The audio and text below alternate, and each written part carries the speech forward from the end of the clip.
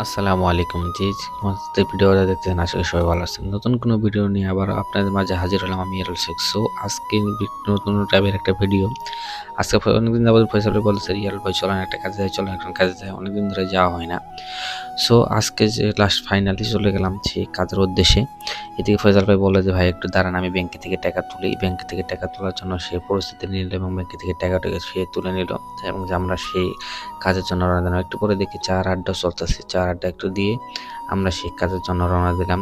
আলহামদুলিল্লাহ আজকে যেন ফাইনাল পেয়ে সেই কাজটা সাকসেস করতে পারি, সেই কাজের জন্য আমরা ফাইনালি গুলিস্তানের দিকে রওনা দিলাম। একটু পরে গুলিস্তানে যাওয়ার পরে দেখি যে বিশাল এক কোটের মেলা। সেই কোটের মেলা দেখলাম আর আমরা দেখছি থেকে বিশাল এক কাস্টমার এসে চলে গেলাম জিরো পয়েন্টের এখানে। জিরো পয়েন্টের সামনে দিয়ে সোজা চলে গেলাম ফুলবাড়িয়া মার্কেটের সামনে এবং গোলাপশাহ মাজারের পিছন দিয়ে সেখানে।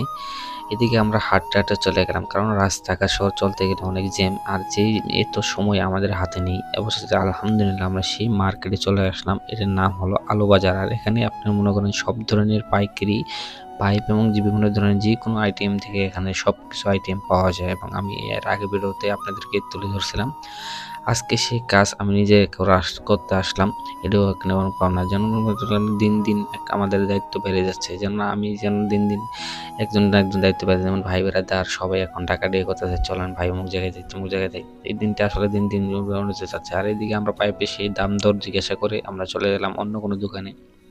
আর অন্য কোনো দোকানে যেতে দেখি যে বিশাল এক আলোচনা মাধ্যম দিয়ে একদম ফয়সাল ভাই ব্যস্ত, কাজে ব্যস্ত, কি লাগবে, কি পটাক লাগবে, কি পটাক লাগবে না, এইসব ব্যস্ত দিয়ে আমরা কেনাকাটা নিয়ে অনেক ব্যস্ততার ভিত্তি পার করলাম।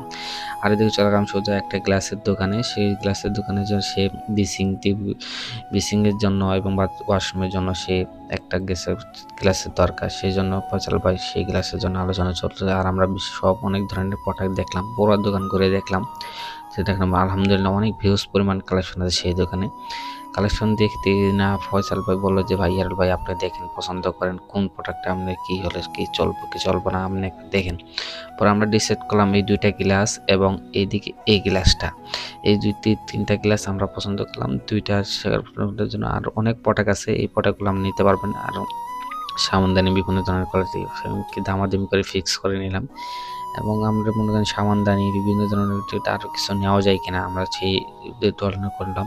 তা না, কিছু নেওয়ার মতো আর পারলাম না এবং সেই সিলেকশন করলাম। আর আমরা যে আগের দোকান থেকে কিছু পাইপের কালেকশন নিয়েছিলাম বা সে অভিজ্ঞতা দামের কিছু অভিজ্ঞতা নিয়েছিলাম, সেই দামের অভিজ্ঞতা এই ভাইকে আবার কিছু জিজ্ঞাসা করলাম এবং কে এই ভাইকে ডিসাইড করলাম এই ভাই দেখে কি করা যায়।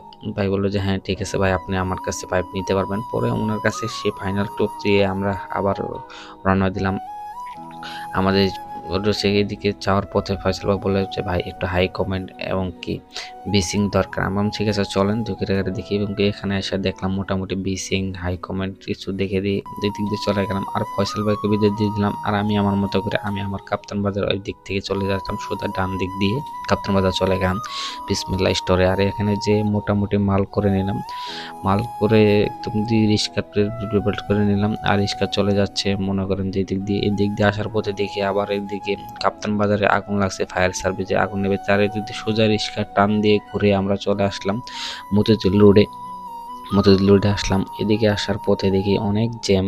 আর ঢাকা শহর চলতে গেলে সবচেয়ে বড় কষ্টের বিষয় হলো যদি আপনার সময় হাতে না থাকে হয় না। শাপলা চক্রে এখানে এসে দেখি যে আরও বড় জ্যাম করতে চলে গেলাম মতিঝিলের এখান রেল স্টেশনের মেট্রো রেল স্টেশনের সামনে পিছন দিয়ে চলে আসলে দিয়ে এখানে আরও বড় পেছি পড়ে গেছি। কেননা এখানে এসে দেখি যে বিশাল এক জ্যামের ভিতরে আমি পড়ে গেছি, আটকে গেছি চক্রের ভিতরে। কারণ চতুর্দিকে গাড়ি, কে কার আগে যাবে এরকম একটা চক্রের ভিতরে পড়ে গেলাম আমি। সো এখান থেকে চলে যাওয়ার পরে দেখি যে না, একটু পরে যে জাম ছুটে গেল আর আমি আমার মতো করে রাস্তা আবার চললাম।